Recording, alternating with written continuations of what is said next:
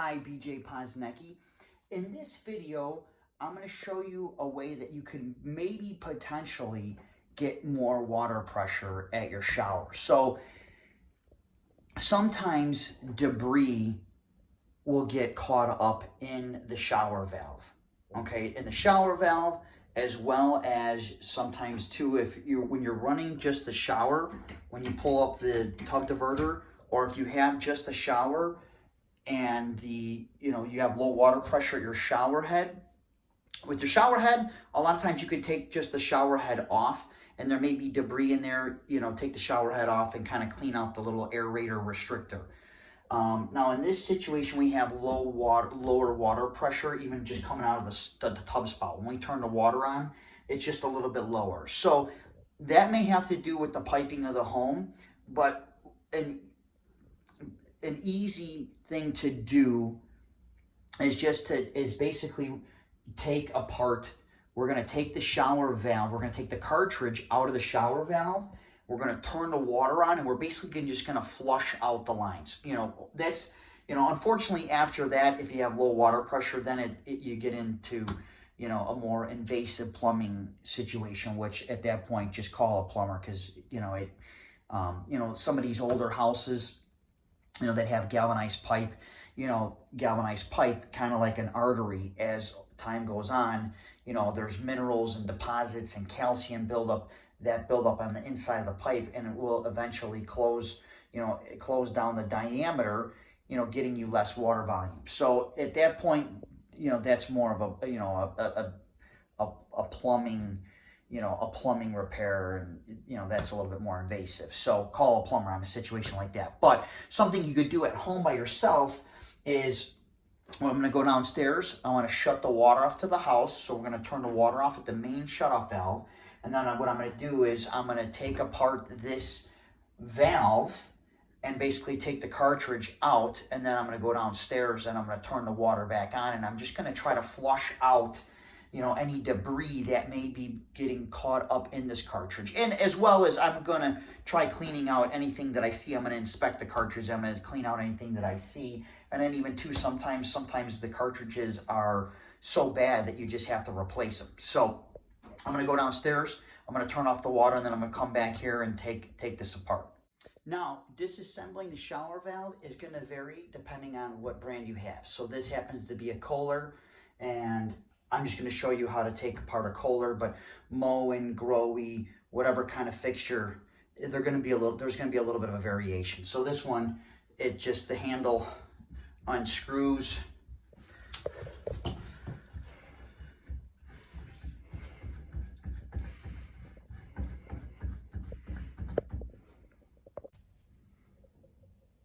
Going to take off this escutcheon plate.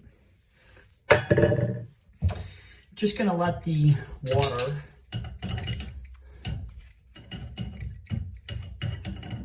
out of the valve here, just to let the water pressure die out. So we're going to turn that on so that can drain. That might take a minute. While we're waiting for that, I'm going to go ahead and unloosen these two screws, which I already did here just to speed things up. Pull this plastic insert off here. This is where the handle mounts to on this particular one. And then we are going to take and unloosen these screws here, which holds this cartridge in place. Give it a little bit of a pull here. And now we have the ports of the inside of this particular valve.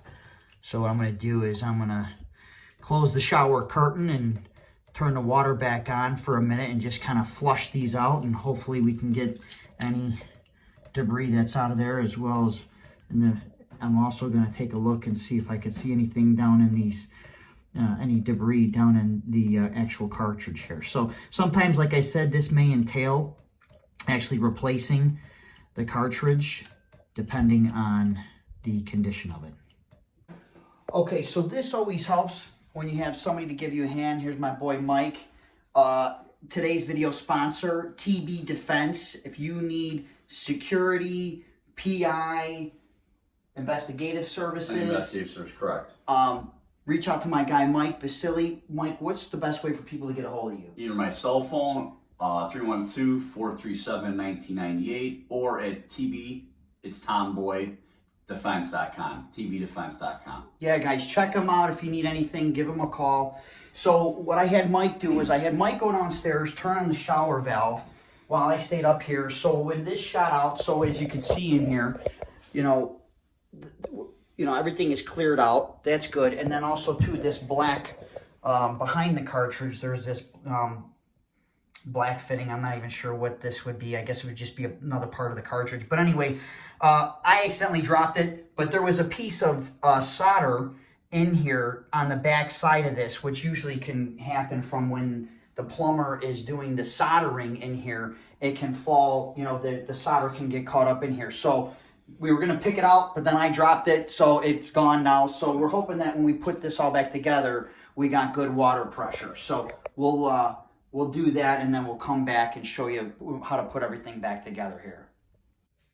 Okay, so we're going to start with putting, well, first off, I always like to put a towel, before you turn the water on, put a towel here, just because water is gonna, water's obviously gonna shoot out of here when you turn the water on, but then also too, put a towel here. Some of it's gonna drip down. It's okay. I mean, if a little bit of water gets, behind here, it'll dry up, but we wanna try to minimize that by putting a towel. So put a towel in there, and then we're gonna go ahead and put the, this black, portion of the cartridge back in. It appears that this doesn't matter which way it goes, other than, lining up these ports with the ports inside. Okay, we're gonna go ahead and put the cartridge back into place by lining up these ports with these two ports as well. Okay, making sure we got it the right side up, which if you remember, the notch here for the restrictor was in this position, so we want to make sure we put this back in the correct way. Now the mounting plate lines up with, first off it says top, but then it also has a little notch here on this side, a little white notch, let's see, boom, right there as a guide. All right, and we're going to go ahead and put all of our screws back in.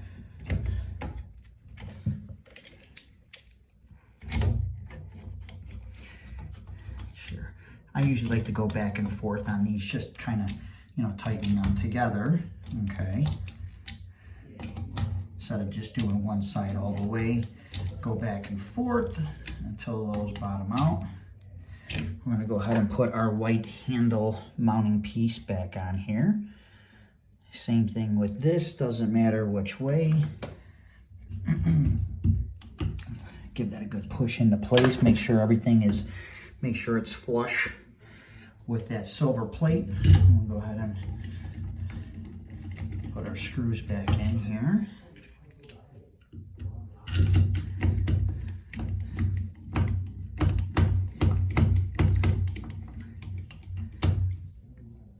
Tighten this stuff all back up here.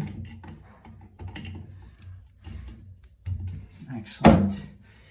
Grab our trim plate here, make sure the Kohler, which is supposed to be at the top here, let's just double check.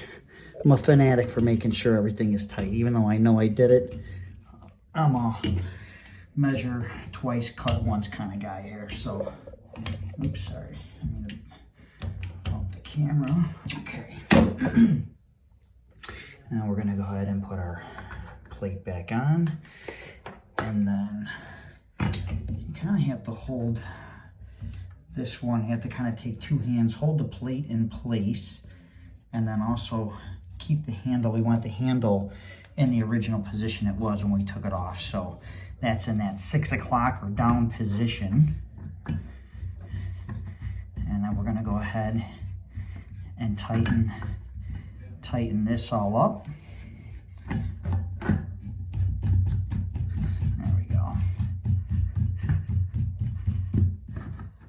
Straighten out our plate, make sure we're nice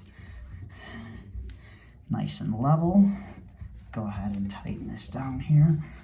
There's a gasket on the back side of this plate, so there's no need to put any caulk because there's a rubber or a foam gasket on most of these plates here. So go ahead and tighten that back up. And then we're gonna go ahead and turn the water back on.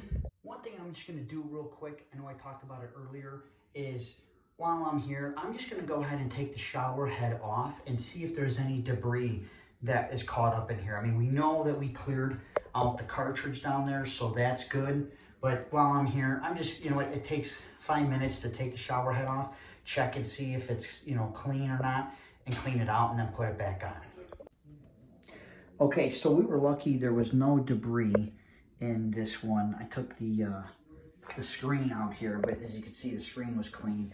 But while I had this off, what I went ahead and did was, there's always a little restrictor in a lot of these. What I did was I went ahead and took the restrictor out. So sometimes they could be tough to get out. So basically what I just did was I took a needle nose pliers, and I basically just ended up kind of putting the needle nose pliers in and then kind of reaming it out and then pulling it out and just extracting it. So it's still, you know, there's still part of it left in there, as you can see, but you know what, it's wide open. So what I'll do is I'll put the screen back in and then put the shower head back on, so that this way, with the restrictor being gone, it's full wide open water pressure. Before we put the shower head back on, we're gonna just put some white Teflon tape around the threads here before we thread this back on, just to make sure we don't have any water leaks. Okay, it looks like we gained a little bit of water pressure here. Cold, and here's full hot. So it's not like a fire hose, but we've gained some more water pressure, and then also too, by removing that restrictor, we've gained quite a bit of water pressure out of the shower head as well here too. So I would say it was a successful day today. Hey, if you guys like these videos, please subscribe, like, share, and then leave a comment. Let me know what videos you guys want for the future. Thanks for watching, and we'll see you in the next video.